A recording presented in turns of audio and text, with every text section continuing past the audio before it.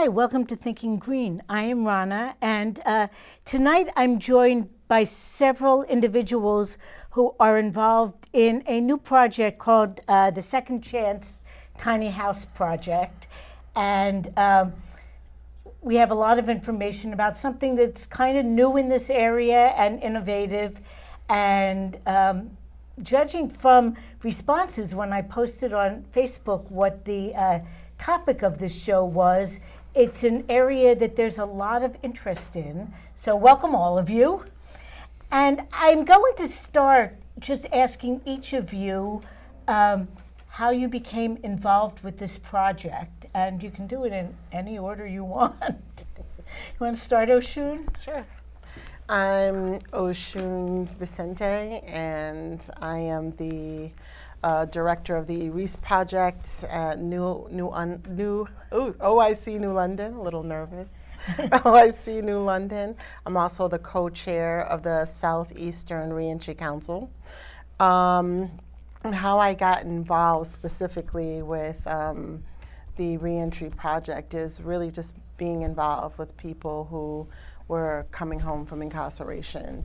And at least 50% of the people that sat in my chair were struggling with housing, either unsafe housing or not housed at all, threats of returning to incarceration because of not having appropriate accommodations, and then also family members that ended up having to, stay with other family members. So there's a close relation.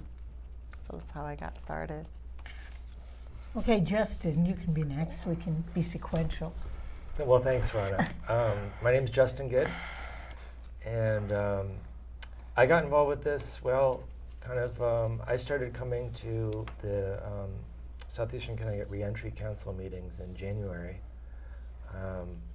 I've been involved with prison education, teaching at York, which was a really transformative experience for me. I really got schooled in some of these issues, and I'm also involved with the Sanctuary, which is a community land trust in East Haddam, where we've kind of tried to create some demonstration projects about kind of ecological and sustainable housing.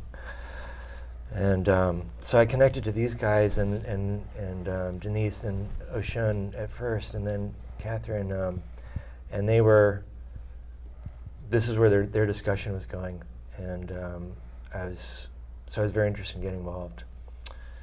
So basically that. Okay, Catherine. My name is Catherine Brown. I'm the employment coordinator for the New London Homeless Hospitality Center.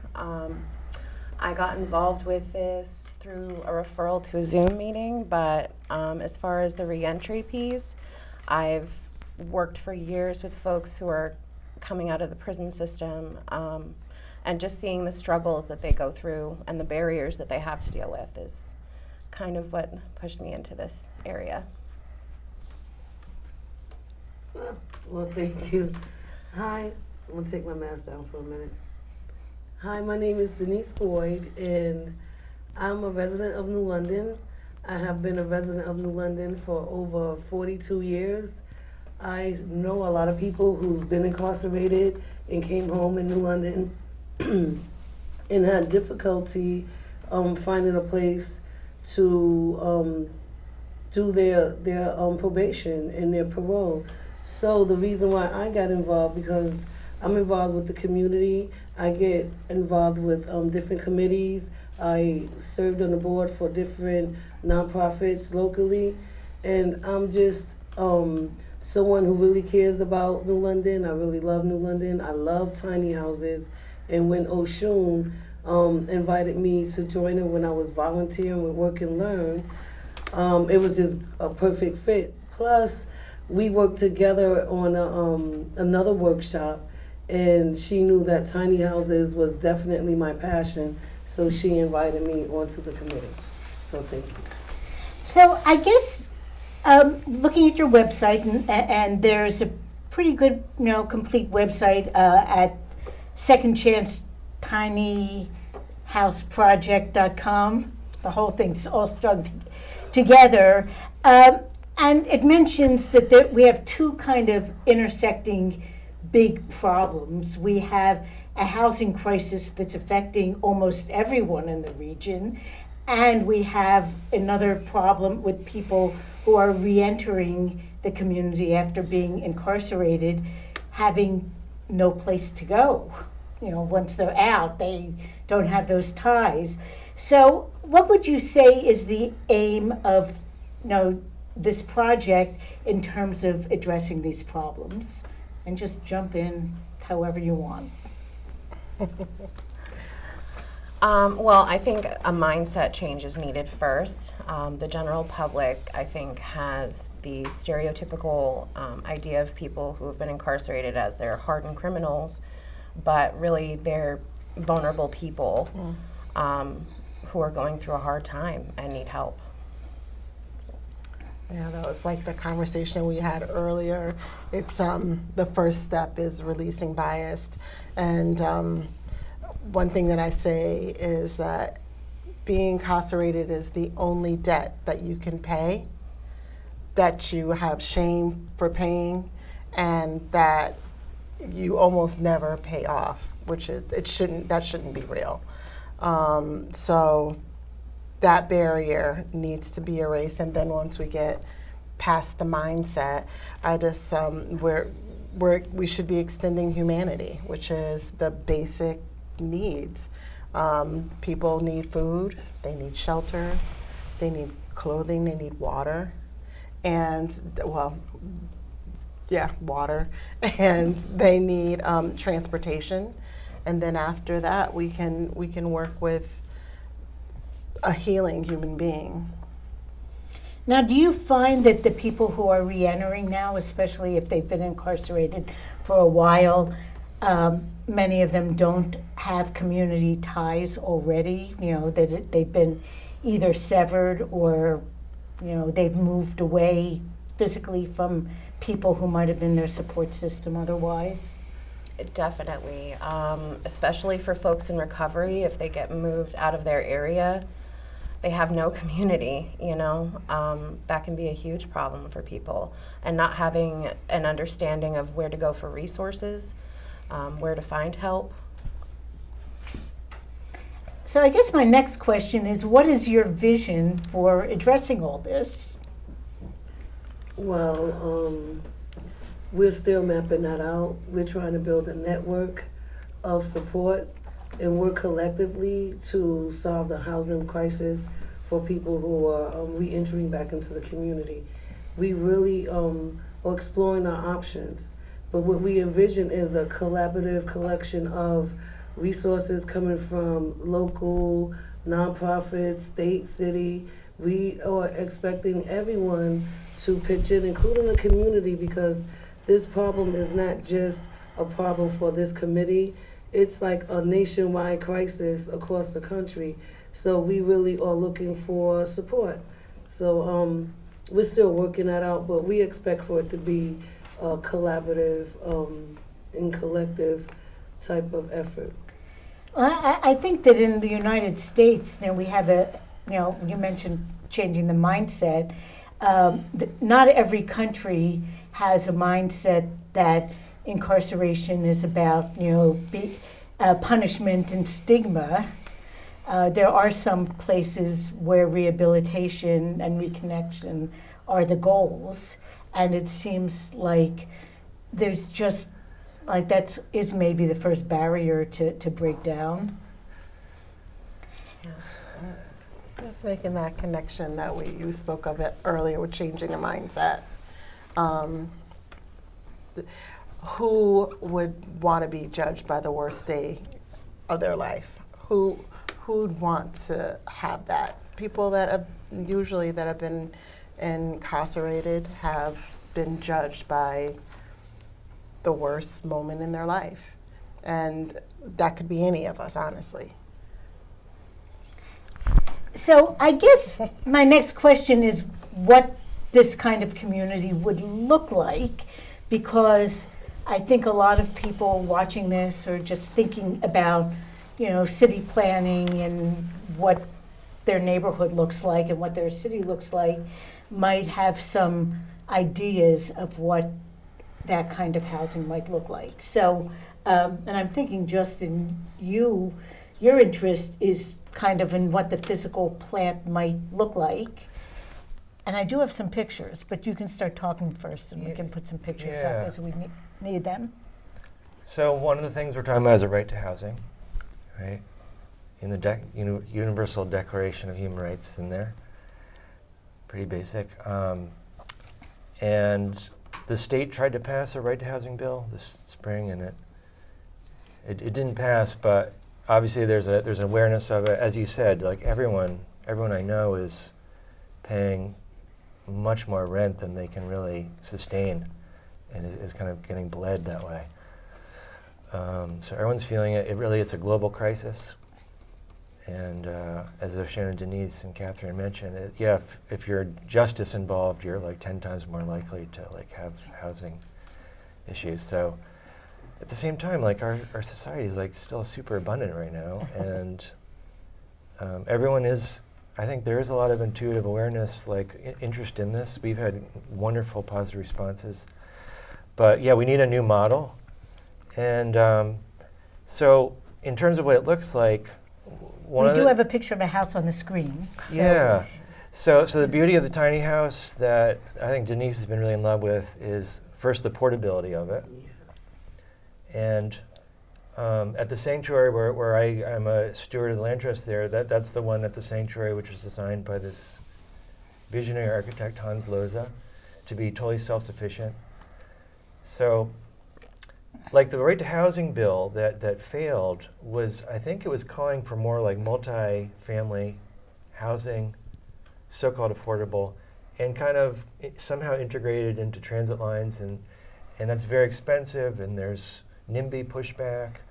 So that kind of died because of just zoning stuff too, and the economics of it. But this kind of housing it really is affordable. It's not $200,000, it's $35,000. And it is, it's a concept, one of the concepts we're working with is a house that's totally self-sufficient, the one that Hans designed, is solar powered and can draw water from nature, and it's exquisitely designed to simplify habitation in a beautiful, dignified space. And I'm just kind of scroll through the pictures as you talk so people can see that although this is a very small building, it's really nice. It's really nice, and people are welcome to come visit and check it out. But one of the things that's making it affordable is not just the size of it; it's that it's disconnected from land. So you don't have to also own a piece of land to build it on. And that's where the land trusts come in. Like the first land trust in the United States was the first kind of racially desegregated housing complex in Georgia. And it's a land trust is literally land that can't be owned anymore. It has to serve some community purpose. The Southeastern Connecticut Land Trust has that in their mission. It's a beautiful thing, and are interested in partnering with us. So we're looking for something that's super flexible, where we might have a couple different models, and they might be sited on land trust land. It might be a parking lot. It might be a park. It might be someone's property, private property. It might be a relative, and so it could take it should be flexible in that way in terms of siting and what people's needs might be, and it's going to honestly, as Denise says, everyone has to get involved. It's going to kind of depend on who shows up with resources to help move the ball. We're creating like a network and trying to kind of identify the problems with it. Obviously, zoning is a major issue. Location. I do see, and you can see maybe a little bit in the upper right photo up there, that these are on wheels, so they are not attached to the land. There were some other zoning-related things that did pass in the legislature related to like accessory dwelling units and people being able to just have one of these pulled up on their property as a separate living area by right in towns that don't opt out. New London, I think, has gone halfway towards opting out, but may not actually opt out. I don't know. The decision to opt out of these making housing zoning more flexible now rests with City Council. And they need to hold a public hearing and vote, I think by a supermajority, to opt out. But some of the things that it would allow are accessory dwelling units by right on single-family parcels, and maybe some other more flexible housing options like cottage courts, which we used to see a lot in beach communities. And there are still a few, if you look tucked away in Waterford and Old Lyme, a lot of the beach communities, you saw parcels that had a lot of little houses on them. And it kind of, I don't know, with urban renewal, the idea of dense housing just became apartments, but there used to be a whole lot of other options. Okay, so that's what we're looking for. We're looking to view our options so that we can have a diverse setting to meet more individuals' needs, because everyone might not want to stay in a tiny house.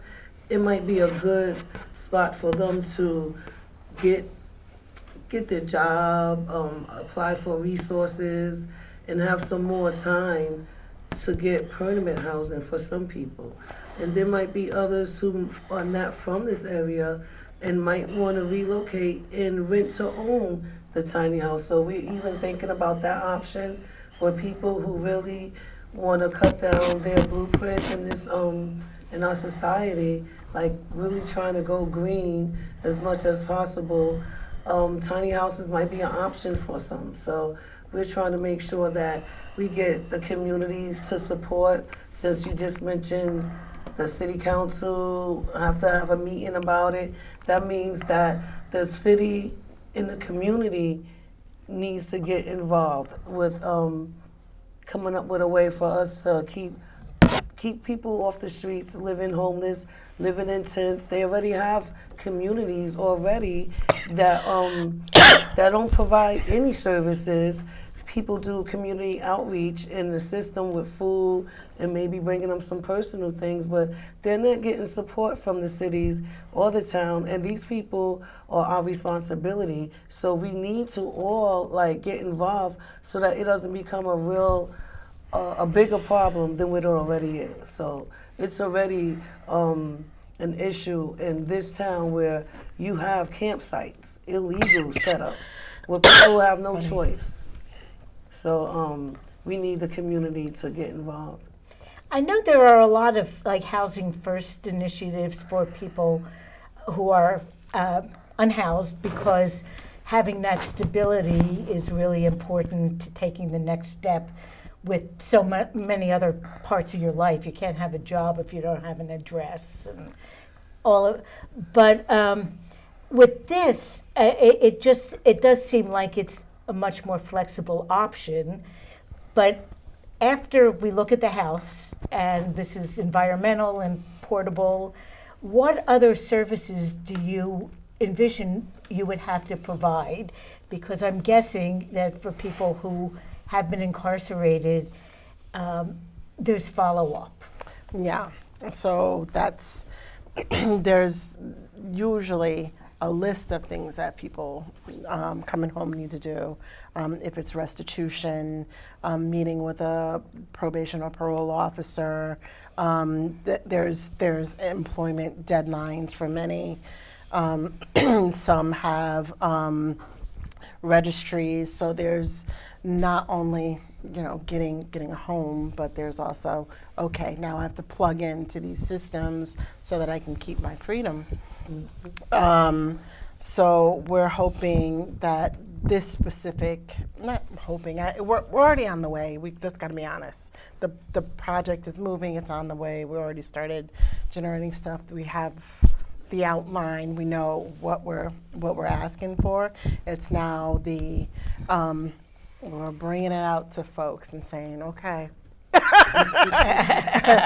let us know what model you want to buy, Yes. because we already have people in our community that need supportive. we haven't heard any negative feedback. We've heard caution in different areas, but just like, watch out for them. But there's, whenever we bring up the idea of tiny houses for people for reentering, it's always like that's a good thing to offer, and it's dignified housing. I wanted to go back and mention that there's halfway homes and sober houses and residencies, but there's the dignity of having your own Place to call your own. Yeah. Well, beyond this particular issue, housing has become increasingly commodified over the last 50 years. And, I kind of got a clue about it. Years ago, my sister and brother-in-law bought a house in the Washington, D.C. Beltway area, and they spent maybe $70,000, $80,000 for this house in the 1970s. And even then, though, they saw it as kind of an investment in their future. Mm-hmm. And of course, that house is probably worth, $500,000 now, not because of big improvements, small improvements were made, but because that location where it was has become so valuable. Mm. So we see a lot of speculation. We're seeing it in New London and in Southeast Connecticut now, that housing prices have gotten insane, and even people who aren't re-entering are having a lot of trouble with the houses. But I guess the question I wanted to ask about this approach to homelessness is, I know there have been things tried in other states. What have the results been? Go ahead. Well, just one I'll share that we looked at it's called a Tiny Home for Good in Syracuse, New York. And they use a bunch of just a variety of houses. They don't have like one model. But a lot of the people are in recovery, and so that's been a concern for us and the folks we know who have had issues living in like multifamily apartments and stuff. Anyone healing with some kind of trauma really needs a space of their own. And this is one of the things that they believe worked with this model. There's a rent-to-own component that seems to be very successful. And they hired this firm to do a cost-benefit of analysis. I can leave this with you.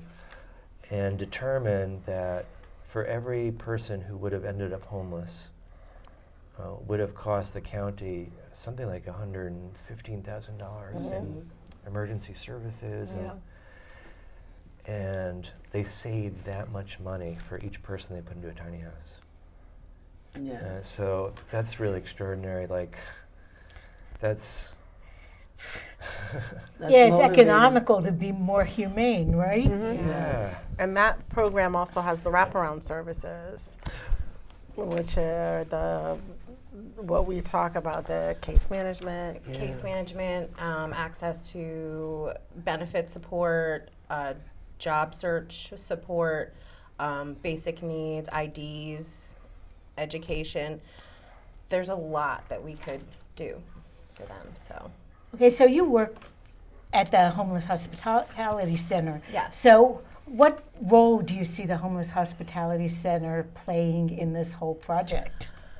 I mean, I would like my supervisor to participate with this. I think that it's a very creative solution to a lot of problems that we see.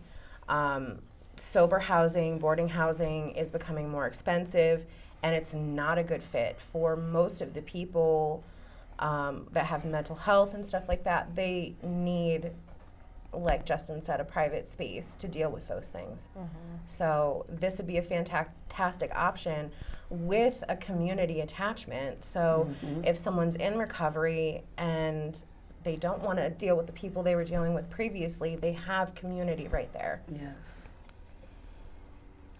One of the things that we were looking at a couple months ago was the Oxford House model of kind of housing. They use multifamily housing for people in recovery, but they built a beautiful governance structure, a democratic structure where they're checking in with each other, and it's been super successful, and they're all over the country now. But something like that, where there's the social services connection, but there's also some structure to support social healing, social intelligence, and like keeping a garden going. It has to be an educational thing, as Denise is saying. Living in a tiny house isn't like living in a condo. You have to look after the composting toilet, make sure you turn off the lights so you don't drain the batteries, and but this is what we all need to do. It really is. If we're going to create an environmentally sustainable culture, we really do need more housing that is like this, that really is not producing waste and uses a lot less materials.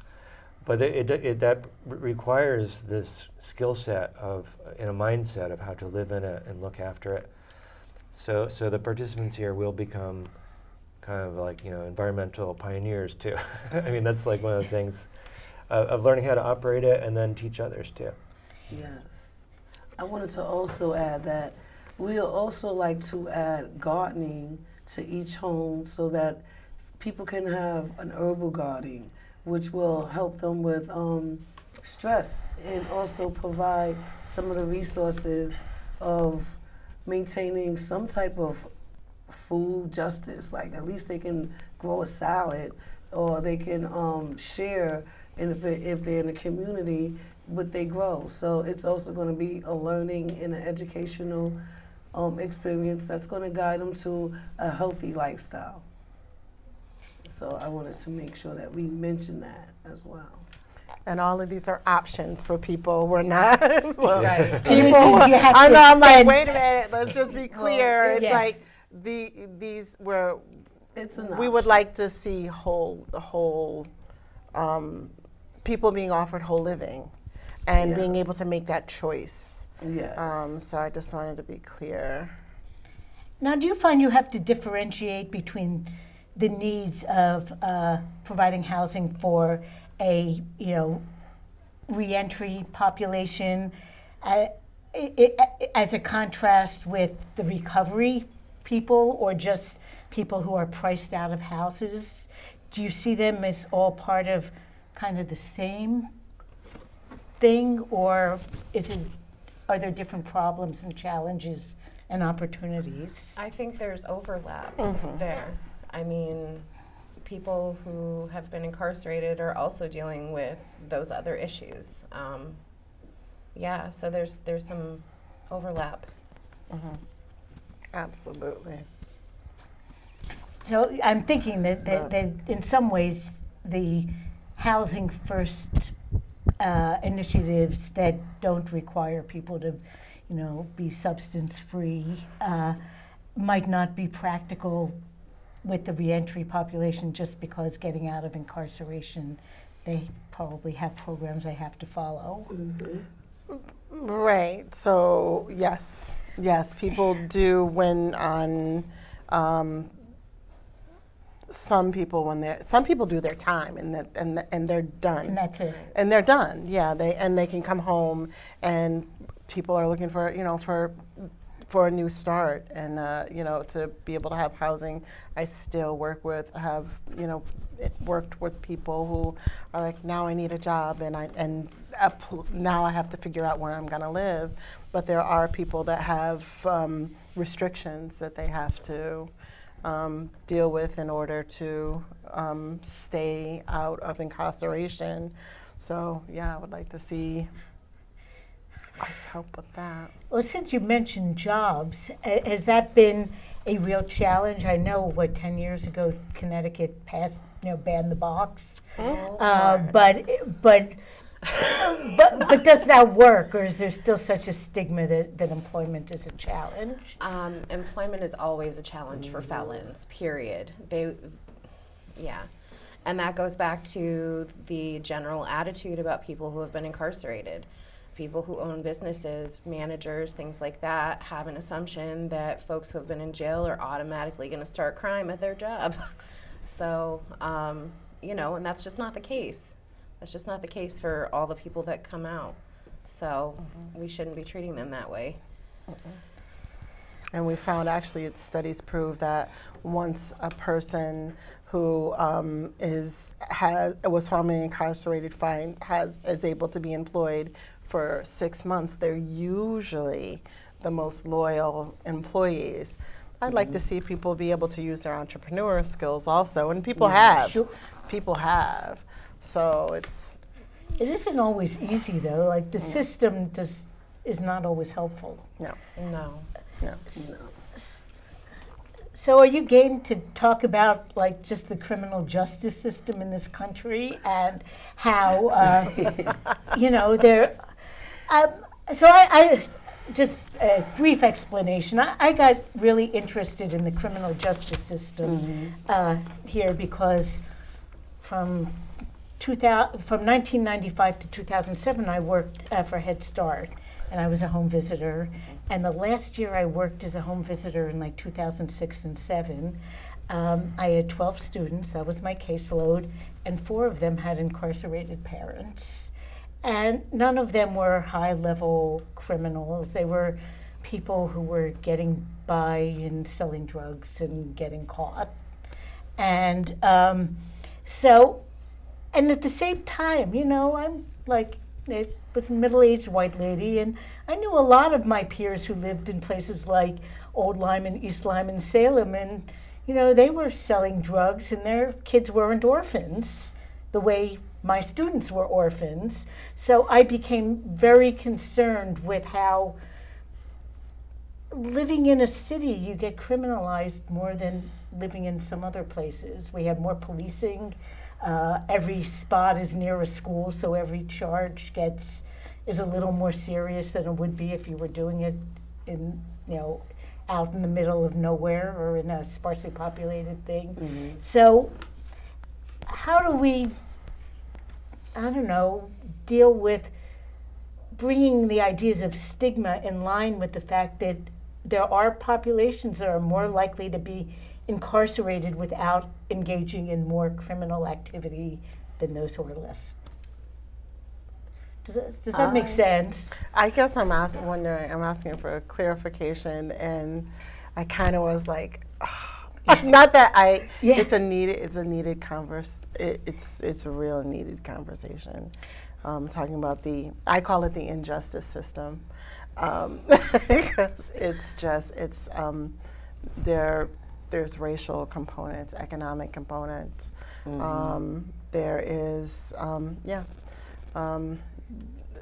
all the isms in a list, and usually starting with racism, and even that the system of policing started as slave catchers. So it's a broken system that needs a lot of I wouldn't even say change. It needs to be redesigned. I would like to say it takes collective work and responsibility for that to be addressed, because that's a nationwide health crisis. Racism is a health crisis in this country, period. I mean, not just in New London, because New London declared it a health crisis not too long ago, and it's a health crisis across this country.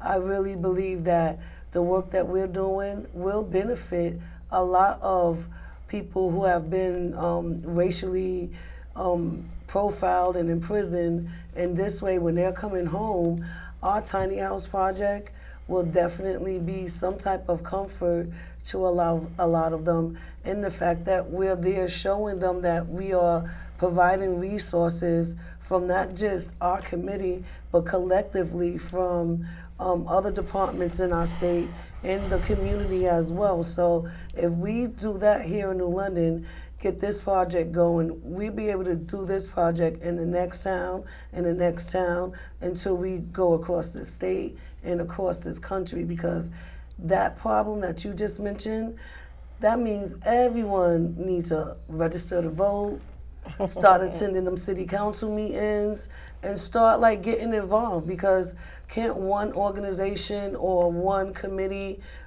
answer that question or solve that problem? It is something that we all need to be addressing.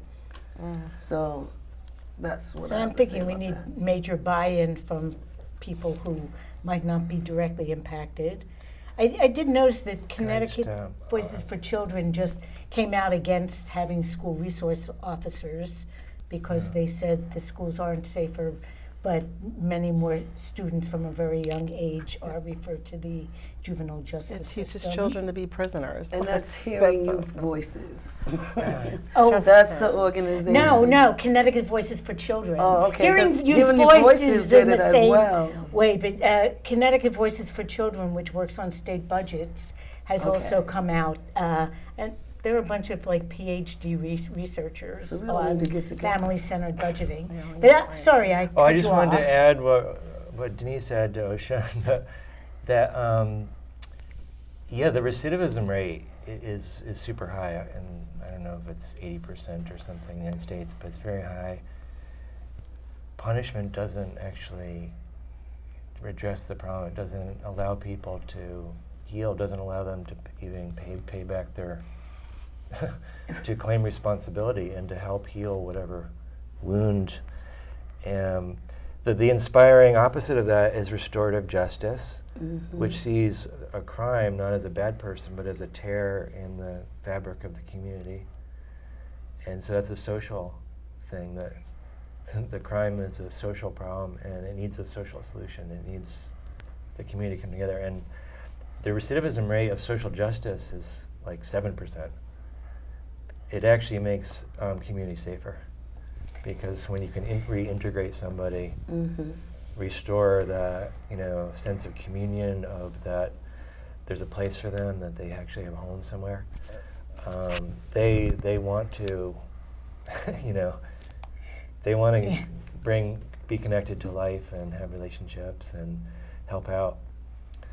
And punishment does the opposite. Well, it's like the 4 conditions of people who get incarcerated. It's like social isolation, lack of economic opportunities, lack of educational opportunities, exposure to violence, and you get all of those on Trauma in turbocharged all kinds while you're of incarcerated, so it actually makes the problem worse.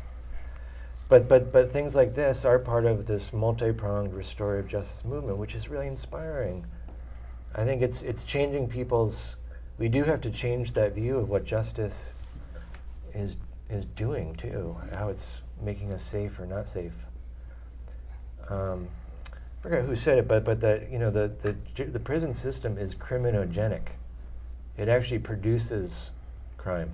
It doesn't prevent crime; it produces crime. Okay, get to that one. Well, and I'm thinking that when you were talking before about the economics of providing housing and these services in a proactive way saves a lot of money, and I'm guessing the shift in recidivism rate is part of that savings. It's really expensive to incarcerate people. Yes. It's a moneymaker. Well, that's its own problem, but and That's I the do big think problem. that a lot of the problems we have in the United States now is that not everything, but so many things have become commodities. They've been become ways to make money. So there's money in the prison system, there's money in housing. We're seeing houses bought up by people, equity companies, and want to rent them out rather than people who want to own and make it their own. Healthcare, everything is becoming a profit line. Education in many places is. It's really a problem on many fronts. Yeah. Well, that's how money works, but we need to make it now work for the community. We are taxpayers in this city. We are taxpayers who who deserve the right to have people come home to something decent, so we can keep them out of returning back to prison, out of that situation and out of those predicaments. Because if we don't provide the resources for them, they will go back to old ways, and that is a taxpayer dollars going to waste, when we had the opportunity to save taxpayers dollars by giving them dignity and the resources necessary for their daily activities in life that we all need. Like, everyone needs ADL.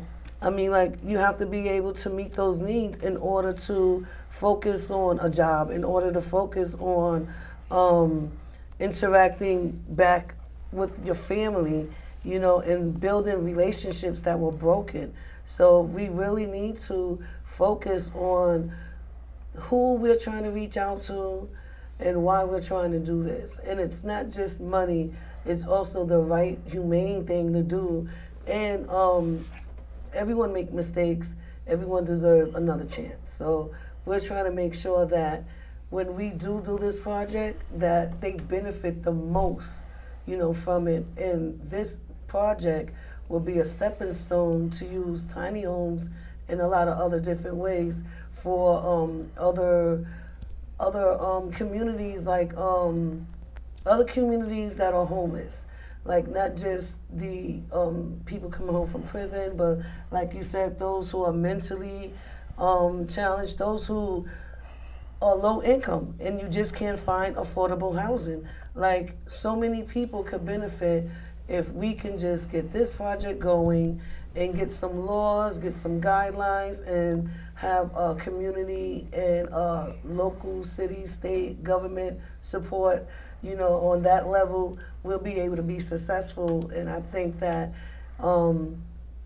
doing this right now, talking about it, is going to bring up conversation. And I'm hoping that after today, people are having this conversation at home. The city is taking a look at this, and they're starting to have a conversation, because it will be coming to the city council soon, hopefully soon. Now, I know this isn't the first place in the United States that has tried something like this, but it seems like it's the first, you know, time I've heard of it happening in southeastern Connecticut. Do you feel like you have to succeed because you're kind of a model for the rest of the state, or are you just doing, you know, what you feel will work and see where it goes? I think we have to succeed because there's a need. Yes. I mean, Yes. I'm not concerned about what the rest of the state is doing. We have people here who need us to have this. So, Yeah, it goes back to that first question, like, why are we here? Like, It's a need. Folks need dignified, safe housing, and the more human interaction, the more people that I've sat with, and I'm asking the regular questions, and then it's, I need a place to live, or this, where I'm living right now is not safe, even though it's, I'm obligated to be there because it's a halfway house, but people talk about, what they're seeing in those environments, and right, and how sometimes they have,